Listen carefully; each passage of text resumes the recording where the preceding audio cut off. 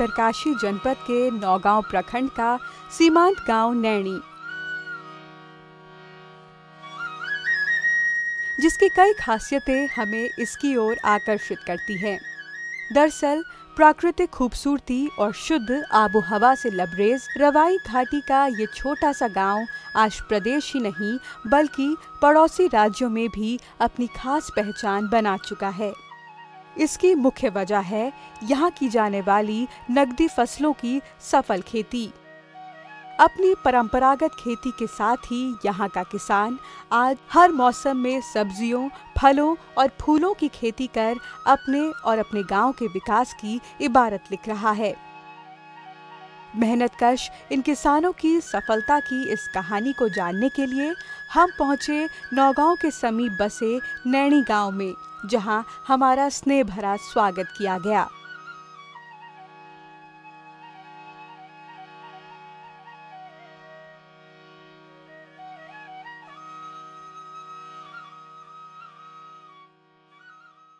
हम अभी उत्तरकाशी जिले के नैनी गांव में हैं।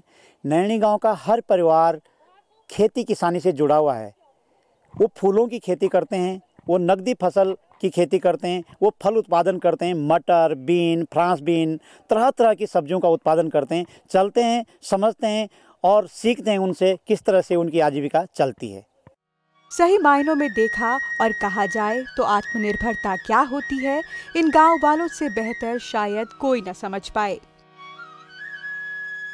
एक दूसरे के साथ मिलकर गांव में रहने वाला प्रत्येक परिवार आज खेती किसानी से जुड़ा हुआ है। कहीं टमाटर, मटर, आलू, शिमला मिर्च, कहीं फलों से लकदक पेड़ तो कहीं फूलों से खिले मैदान। यहाँ हर मौसम अनाज, सब्जी, फलों और फूलों की पैदावार देखने को मिलती है, जो स्थानीय लोगों की आर्थिकी को हर मौसम मजबूती प्रदान करती है। हमारे यहाँ काश्तकारी पर लोग ही ज़्यादा वो करते हैं। जड़ हो गई, मटर हो गई, सेव हो गई, टमाटर, फूलों की खेती, सब चीज़ मतलब नौकरी, सरकारी नौकरी पर कोई विशेष ध्यान ना, सारू मतलब अपनो सारू रोजगार और काश्तकारी कहीं चला बस बाद बाकी और ठीक है। सब कहीं पानी की दिक्कत हो, यहीं सोई बरसात ना हुई ज़्यादा, बस तती वजह कहीं स्रोत सूखी नहीं है, थोड़ा पानी की दिक्कत लगी होना, बाद बाकी सब ठीक है। कृषि क्रम के साथ ही पशुपालन के जरिए भी गांव के लोग अच्छी आय अर्जित कर रहे हैं। यही वजह है पलायन की छाया से खुद को दूर रख पाने में इस गांव ने सफलता प्राप्त की है।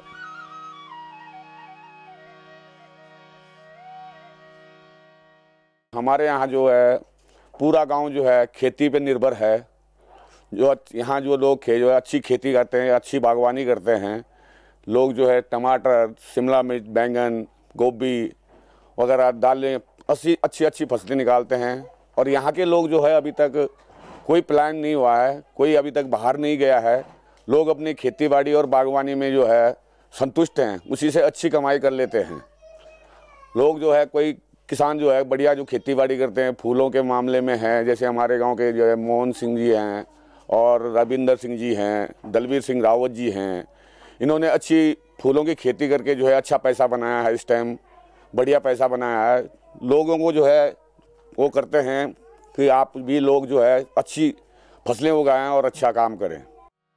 नैनी को सफलता की ऊंचाइयों पर लाने के पीछे किसान महावीर सिंह का भी अहम योगदान है। सिर्फ 8वीं तक स्कूली शिक्षा पाए महावीर के बागवानी के ज्ञान को आज बागवानी विशेषज्ञ भी खूब मानते हैं। महावीर जी ने गांव वालों का रुझान खेती की तरफ बढ़ाया तो बदले में खेती अपनाकर स्थानीय लोगों ने जी तोड़ मेहनत कर मुनाफा भी कमाया। महावीर जी की मेहनत और लगन की बदौलत वह आज अपने उत्पादन के साथ ही सब्जियों में शिमला मिर्च, टमाटर तथा फलों में सेब, अनार और अखरोट आदि की पौध तैयार कर हर साल लाखों की आमदनी करते हैं। सीमांत जनपद उत्तरकाशी के नैनी गांव में हम लोग मौजूद हैं। रवाई घाटी की खेती किसानी का नाम हो और उसके साथ महावीर चंद जी का नाम न आए तो ये हो नहीं सकता। फल उत्पादन के गुर उनसे सीखते हैं, सब्जी उत्पादन के गुर उनसे सीखते हैं, बागवानी को विकसित करने के गुर उनसे सीखते हैं। ऐसे महावीर चंद जी हमारे साथ मौजूद हैं और हम उनसे जानते हैं कि आपको यह प्रेरणा कैसे मिली और कहाँ से मिली। प्रेरणा की बात करें तो इसमें सबसे पहले योगदान मेरे माताजी का, पिताजी का और गांव में जितने भी बुजुर्ग नौजवान साथियों सभी का वो मिला है जो है हमको। और इसमें हमारे गांव में पूरे जो नौकरी का वो बहुत कम है। नौकरी का मतलब नौकरी की तरफ अगर कोई ठीक नौकरी मिल जाए तो जाएंगे, नहीं तो ज़्यादा वो नहीं कि भाई होटलों का या जो भी 5-7 हज़ार की नौकरी के लिए कोई जाए जो। और हर आदमी कम से कम 2 लाख से 5, 7, 8, 10 लाख तक का है यहाँ काश्तकार। अब मैं समझता हूँ पूरे गांव में शायद करोड़ों रुपए का टर्नओवर है हमारा। फल और सब्जी, नर्सरी, पशुपालन, दूध उत्पादन से 1 करोड़ों से ऊपर का वो है टर्नओवर हर साल का। बाकी हम लोग कोई भी अगर काम करते हैं गांव में तो सब लोग आपस में मिलजुल के करते हैं। अगर कोई दवाई डालते हैं तो हर आदमी वो करता है कि भाई उसने वो दवाई डाली था उसके रिजल्ट कैसे हैं। माना हम टमाटर की कुछ नई टमाटर या सब्जियों की कुछ नई वैरायटियाँ अगर लगाते हैं तो उसको देखते हैं कि भाई उन्होंने वो वैरायटी लगाई तो जो वैरायटी बढ़िया होती है उसमें हम हर साल परिवर्तन करते रहते हैं। और तो गुड़ मतलब हम आपस में बांटते हैं कि तुमने कौन सा लगाया, इसका रिजल्ट क्या था, और उसके बाद ही उस काम को करते हैं। और यहाँ पहले हम जब नर्सरी में थे तो लोग बाहर से लाते थे, कश्मीर से पेड़ बिकने को आता था, हिमाचल से आते थे, सारे ग्राफ्टर लोग जो सारे उधर के आते हैं। लेकिन अब हमारे गांव में सब लोग हम आपस में मिलके सब लोग अपने आप वो करते हैं, ग्राफ्ट चढ़ाना, इसकी निराई गुड़ाई सारा काम अपने आप करते हैं। और स्प्रे के मतलब इस दवाई से क्या हुआ तो हर बांट के वो जो है सारा कारोबार हम लोग सब अपने वो करते हैं। उनकी नर्सरी में अनेकों प्रकार की पौध तैयार की जाती है जो क्षेत्र के साथ दूसरे राज्यों से आए किसान खरीदते हैं। महावीर जी अपने गांव के अलावा आसपास के गांव के किसानों को भी गैर मौसमी सब्जियों के उत्पादन के लिए निरंतर प्रेरित करते हैं। महावीर चंद जी की नर्सरी में हम लोग अभी खड़े हैं, अखरोट की नर्सरी है, और हम उनसे सीधा जानते हैं कि किस तरह से आपने इस काम में प्रगति की है। मुझे लगा कि अखरोट में मैंने 3-4 साल जो है जब ग्राफ्ट चढ़ाता था तो कल में नहीं होती थी। और मैं कई बार सोचता था यार कि लोग झूठ बोलते हैं कि वो हम पे ग्राफ्ट वाले पेड़ हैं ये, लेकिन हमने हिम्मत नहीं हारी और लगाते गए। तो इस साल हमने 1000 पौध अखरोट की अपने यहाँ तैयार कर रखी है। और आने वाले अगले इस बार जो हमने बीज डाला है वो कम से कम 10,000 वो बीज डाला है इसका जो अखरोट का। तो इसके बाद और चीज़ों में भी हम वो कर रहे हैं।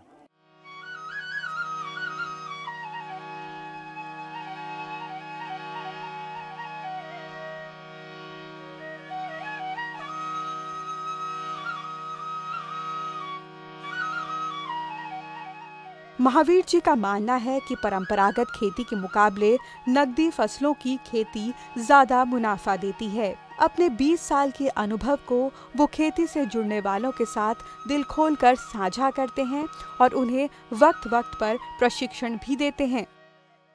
नैनी गांव में महावीर चंद जी के बारे में ये बताया जाता है कि उन्होंने बहुत ज़्यादा पढ़ाई नहीं की है, लेकिन उनकी जो खेती और किसानी और बागवानी का जो उनका नॉलेज है, उनका जो अध्ययन है वो किसी अच्छे अध्येता से भी कम नहीं है। सीधा हम उनसे जानना चाहते हैं कि ये आपने कब से शुरू किया है और आज के दौर में आप कहाँ तक पहुँचे हैं और क्या क्या फ़ायदे इस काम से आपको और आपके क्षेत्र को हुए हैं। मुझे इस काम को करते हुए करीबन 20 साल हो गए हैं। और इसकी जो शुरुआत की तो हमारा क्या होता था, जैसे बगीचों में सेब के पौध होते थे तो हॉर्टिकल्चर वगैरह से जब पेड़ लाते थे तो उनमें कई बार क्या होता था वो जो खुद हुए होते थे तो वो उनकी जो जड़ों में शिकायत आती थी। तो हमने शुरू किया पहले उसका जो है उसके बीज से पेड़ उगाने का। उसके बाद हम ग्राफ्ट तो करते थे, मैं खुद वो बगीचे में काम करता था। और फिर हमने ग्राफ्ट से सेब का काम शुरू किया। बाद में हमारे यहाँ जो सरकार की ओर से जो टीमें आती गई उन्होंने कहा कि भाई साहब आप अपना वो कराओ, रजिस्ट्रेशन कराओ।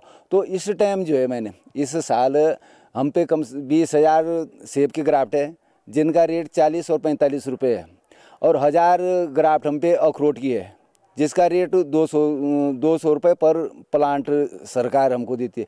और 10,000 हम पे अनार का तैयार है। इस पे 500 पेड़ हम पे जो है उसके तैयार हैं, खुमानी वगैरह के।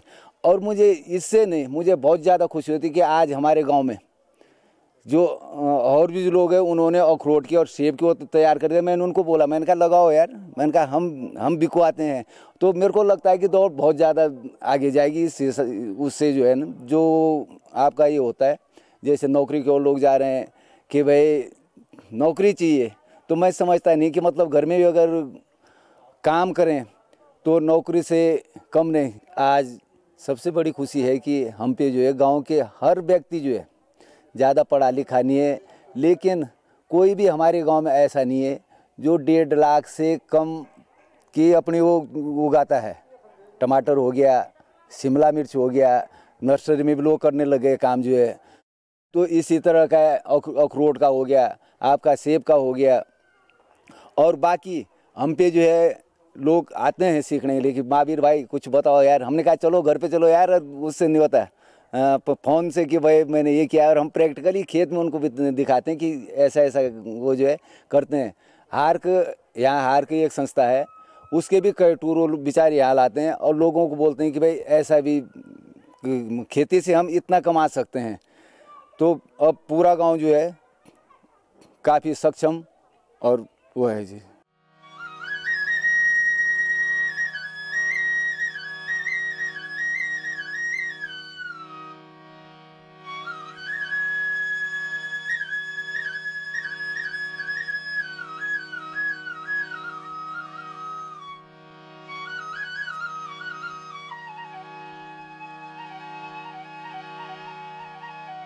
महावीर जी का कहना है कि अगर खेतों में जंगली जानवरों की घुसपैठ को रोकने और उत्पादन को मंडियों तक पहुंचाने के लिए बेहतर परिवहन व्यवस्था हो जाए तो गांव वालों की आमदनी के स्रोत अधिक मजबूत हो जाएंगे।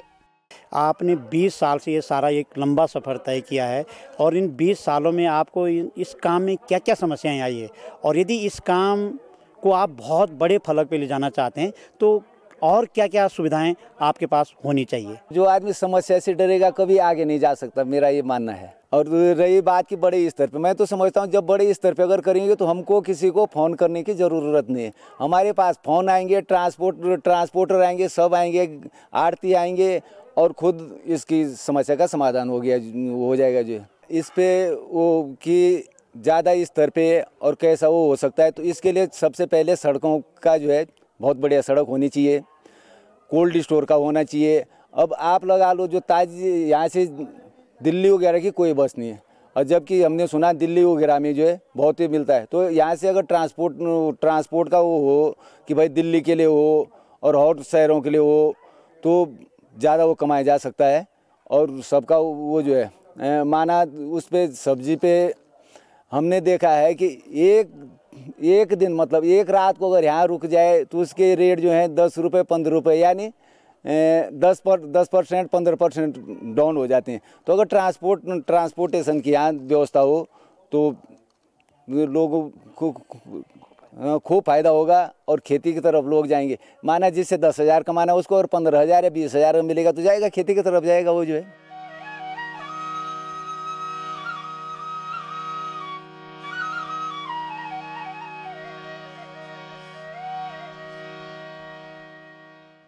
ये हमारा अनार का बगीचा है और इसमें सबसे मुख्य बात है कि इसमें 2 साल में सैंपल आना शुरू हो जाता है। और ऐसा कुछ नहीं है कि इसमें कीड़ों की बहुत ज़्यादा समस्या हो या सूखे का हो। अगर आदमी काम करे तो कुछ असंभव नहीं है। और ये मैंने लगाया, इसके बाद यहाँ गांव में भी सब लोगों ने अनार लगाए हैं और इससे एकदम मतलब 3 साल में, जैसे अगर और चीज़ों क्यों करें तो उनमें काफ़ी टाइम लगता है। कोई खुमानी का बात करें या अखरोट की बात करें, क्योंकि ठीक है वो भी लगाए क्योंकि उनकी लाइफ भी ज़्यादा है, इसकी लाइफ भी कम है, लेकिन 3 साल में देना भी तो शुरू कर देता है ये जो है। हमने करीबन अनार की जो है हम पे 200 पौध करीबन है ये जो है। तो इससे हम 1 लाख से 2 लाख रुपए तक का वो अपना कमा लेते हैं इससे। और इसके बाद हम इसकी जो कटिंग करते हैं तो कटिंग में हम इसी से मैंने जो निकाले थे वो कटिंग से निकाले 10,000 जो हम तैयार करते हैं, तो इसी से हम तैयार कर, तो आप लगा लो 10,000 का 25 2.5 लाख रुपए करीबन वहाँ से कमा लेते हैं इसका नर्सरी का, इसी से वो करते हैं।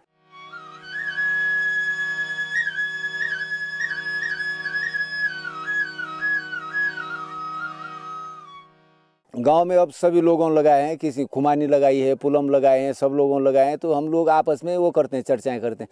माना कोई बीमारी अगर आ जाती है तो आपस में चर्चा करते हैं कि यार ये आपने कौन सी दवाई डाली है, उसका रिजल्ट कितना है, क्या है। तो ऐसे फंजीसाइड वगैरह सब दवाइयों के बारे में वो करते हैं कि भाई, और आपस में किसी भी समस्या को मतलब आपस में मिलजुल के उसको समाधान उसका करते हैं, जिसका बढ़िया रिजल्ट हो उसके लिए वो करते हैं जी। पर्वतीय इलाकों में फ्लोरिकल्चर को बढ़ावा देने की योजनाएं पूरी तरह परवान नहीं चढ़ सकी हैं, लेकिन नैनी गांव के लोगों ने सरकारी योजनाओं का मोह छोड़ स्वयंसेवी संस्था के सहयोग से अपने गांव में गुलदाउदी के फूल भी खिला दिए हैं। रवाई घाटी का नैनी एक ऐसा गांव है जिन्होंने नकदी फसलों में 4 चांद लगा दिया है। नकदी फसलों के अलावा फूलों की खेती से उन्होंने अपनी आजीविका को सुरक्षित किया है। और हम ऐसे किसान रविंदर सिंह जी के खेत में हैं जिन्होंने अभी गुलदावरी फूल की खेती की है, और हम सीधा उनसे जानना चाहते हैं कि इसकी प्रगति क्या है और कहां से आपको ये सीखने के लिए मिला है। संस्था है एक hark, Himalaya research centre hark. उन्होंने हमें 2009 में 400 पौधे फ्री दिए थे मतलब। तो हमने 2009 में स्टार्ट करा, तो धीरे धीरे हमने इसको काफ़ी बढ़ाया। तो अच्छा ही रहा। एक हमारे लिए ऑफ सीजन का दरिया निकल गया था पैसे कमाने का, जो ऑफ सीजन इस आजकल कहीं से हमें पैसा नहीं मिलता है। तो हमें इससे 50,000 60,000 तक हमने 1-1 लाख तक कमाए हैं इसमें। तो बीच में अब 2-4 साल ऊपर नीचे कभी रेट अच्छे मिलते हैं, नहीं मिलते हैं, तो फिर ये चल ही रहा है। फिर इस बार लॉकडाउन चक्कर अच्छा ही बिकता है, मतलब 80-100 रुपये किलो हमें प्राप्त हो जाता है। हाँ, हमने ये 2009 से स्टार्ट अभी तक चला ही रहे हम। बीच में हमने काफ़ी ज़्यादा किया था, 200 पेटी तक निकाला है। इसमें समस्या सर खाली थोड़ा जब नर्सरी तैयार करते हैं हम, तो उसमें थोड़ी ध्यान रखना पड़ता है। जैसे 1 हफ्ते तो उसको ऐसे कि 4 से 5 बार उसको उससे फौरे से पानी दिया जाता है 1 हफ्ते तक। उसके बाद फिर उसको 1 दिन में 2 बार पानी देते हैं। नर्सरी 25 से 30 दिन में तैयार हो जाती है। लगाने में हमें उतना वो नहीं है जानकारी। हमें हार्क ने वो अपने आप आए थे बंदे, 1-2 साल हमें ट्रेनिंग दे के खेतों में आके, और अभी तक कोई प्रॉब्लम नहीं। इसमें दवाई हम इसमें प्रयोग नहीं करते हैं, दवाई का कोई प्रयोग नहीं इसमें, और अच्छी पैदावार हो जाती है। फिलहाल इस गांव के 2 दर्जन से अधिक किसान फूलों की खेती में जुटे हुए हैं, जिन्हें दिल्ली और देहरादून की मंडियों में बेचा जाता है। हर साल फूलों और उनकी पौध से लाखों का कारोबार कर यहाँ का कृषक आज बहुआयामी नजर आता है। गुलदावती फूल लगाते हैं और देहरादून की मंडी तक भेजते हैं हम उसको। वहाँ से आगे वो मंडी वाले सप्लाई करते होंगे। वही लगाए थे, एक बार लिलियम भी लगाया था, एक फूल और दूसरा था, उसकी मार्केटिंग नहीं हो पाई सही ढंग से, वो तब उसी से वो गुलदावती लगाते हैं अक्सर ज़्यादा। एक चीज़ इसमें यह है कि इससे बीज, इससे पौध भी इसी से तैयार होती है, और इसको हम मार्च में नर्सरी लगाते हैं। इसकी नर्सरी तैयार करते हैं, अप्रैल मई में इसको प्लांट करते हैं, खेतों में प्लांट हो जाता है। और ये अक्टूबर नवंबर में फर्स्ट में से निकलना, अक्टूबर लास्ट और नवंबर फर्स्ट में निकलना शुरू हो जाता है।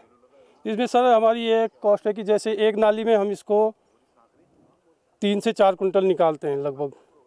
तो 3 से 4 कुंटल लगा, एक नाली का 15 से 20 हज़ार रुपये हमें, या कभी अच्छा बिक गया तो 20 से 30 हज़ार रुपये मिल जाता है एक नाली से। मतलब लगा लो कभी जैसे जैसे मतलब। और किलो में ये है कि किलो में बिकता है ये 50 से 100 120 तक। जैसे इस बार तो कम खेती की है तो अच्छा बिका है, 100-120 रुपये किलो हमें ये प्राप्त पैसा मिला है इसका। सालों पहले की गई एक शुरुआत आज गांव के लिए वरदान साबित हो रही है। कृषक भगवान सिंह का कहना है कि आज वह एक खेत में 2 प्रकार की फसलों को उगाकर लाभ लेने में सक्षम है। हमारे गांव में 40 परिवार हैं जो मतलब अलग अलग प्रकार की नकदी फसल मतलब उगाते हैं। कोई शिमला मिर्च लगाता है, कोई टमाटर लगाते हैं, कोई मटर लगाते हैं, कोई पत्ता गोभी लगाते हैं, तो इससे मतलब काफ़ी वो है, तभी इससे हमको फ़ायदा हो रहा कि अलग अलग प्रकार की सब्जियां उगाते हैं। और एक तरफ हम जैसे चावल की खेती करते हैं, उसके साथ इसको भी वो कर रहे हैं, डबल फ़ायदा हो रहा है। एक खेती में मतलब 2 फसल नहीं कर रही इकट्ठे ना, तो इससे हमको डबल फ़ायदा हो रहा है इससे। अब यदि इसी के साथ साथ हमने एक नया वो भी जोड़ा फूलों का, गुलदावरी, वाइट स्टार, नगद ये भी बढ़िया बिक रहा है। इसके साथ साथ मतलब ये भी अन्य एक्स्ट्रा वो किया हमने, मतलब इसका भी काफ़ी फ़ायदा हो रहा गाँव में। खेती में गांव की महिलाएं भी पीछे नहीं हैं। चाहे खेतों में काम करना हो या ओखली में अनाज को पीसना या फिर हमारे स्वागत में स्वादिष्ट भोजन परोसना।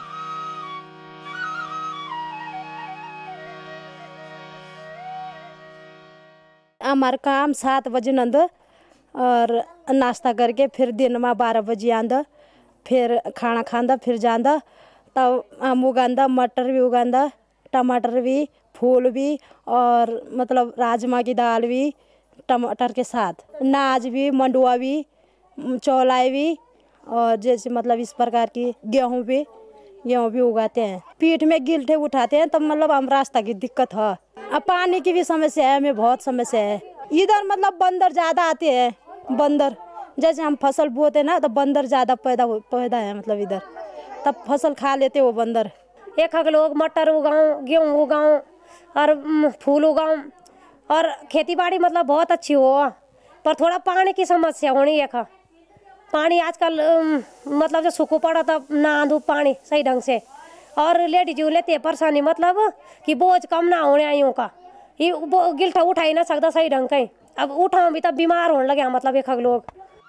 वाकई पहाड़ की महिलाएं हर काम में अव्वल और बेहद मेहनतकश होती हैं।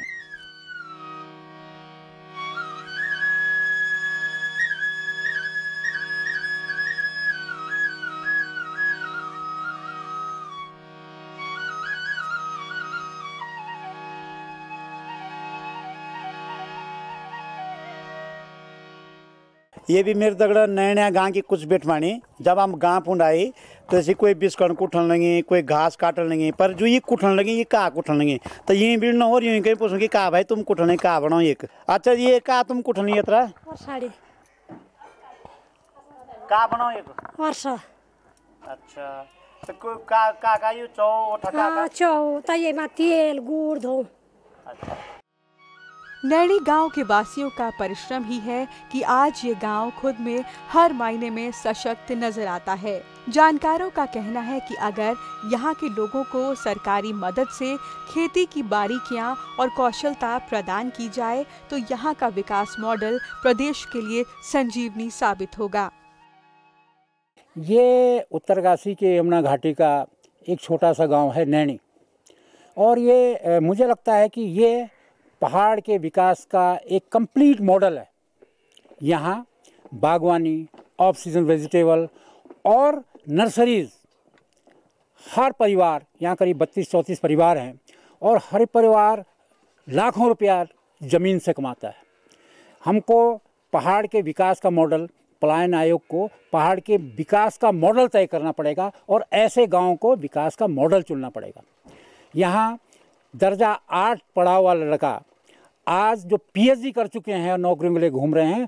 आज जो महावीर जो सिर्फ 8वीं पढ़ा था, उसने अपने परिवार के 7 लोगों को डॉक्टर बनाया है, उनको पैसे उनको सपोर्ट करके किया है। और आज जो टमाटर का प्रोडक्शन करते हैं, उसके बाद अनार उनके हैं, उसके बाद सेब है, और एक यूनिक चीज़ उन्होंने लो एल्टीट्यूड में खुद नर्सरी में पैदा किए हैं, जो 1500 फुट में पैदा हो रहे हैं सेब, और 8000 फुट में पैदा हो रहे हैं। ये है पहाड़ का विकास का मॉडल।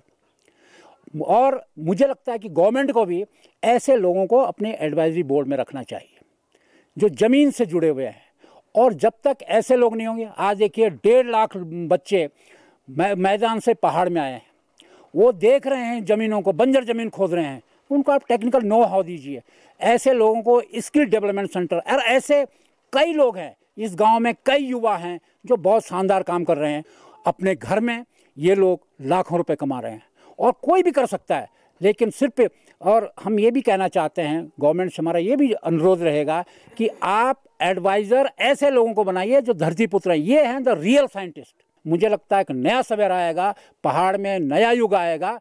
पहाड़ का ये खूबसूरत गांव नैनी निरंतर आगे बढ़ रहा है।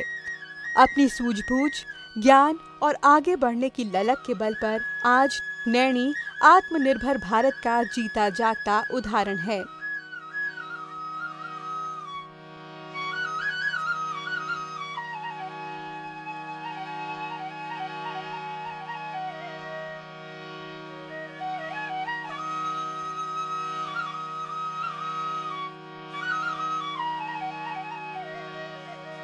खेती किसानी में स्वरोजगार के रास्तों को खोलकर इस गांव ने खुद को खुद ब खुद पलायन के दंश से मुक्त करने में सफलता हासिल की है। नैनी का ये मॉडल सही मायनों में विकास का मॉडल है, जिसे अपनाने की जरूरत है। ये था उत्तरकाशी जिले का नैनी गांव। ये हमारे प्रदेश का एक आदर्श गांव है, जहां के लोग खेती किसानी से जुड़े हुए हैं, बागवानी से जुड़े हुए हैं, फल उत्पादन से जुड़े हुए हैं, सब्जी उत्पादन से जुड़े हुए हैं। ये तमाम प्रकार के किसान के काम उनकी आजीविका के साधन हैं। यहाँ के गांव के निवासी सभी स्वावलंबी हैं, स्वरोजगारी हैं। ऐसे ही किसी दूसरे अंक के लिए हम आपसे फिर से मुलाकात करेंगे। तब तक के लिए इजाज़त दीजिए। नमस्कार।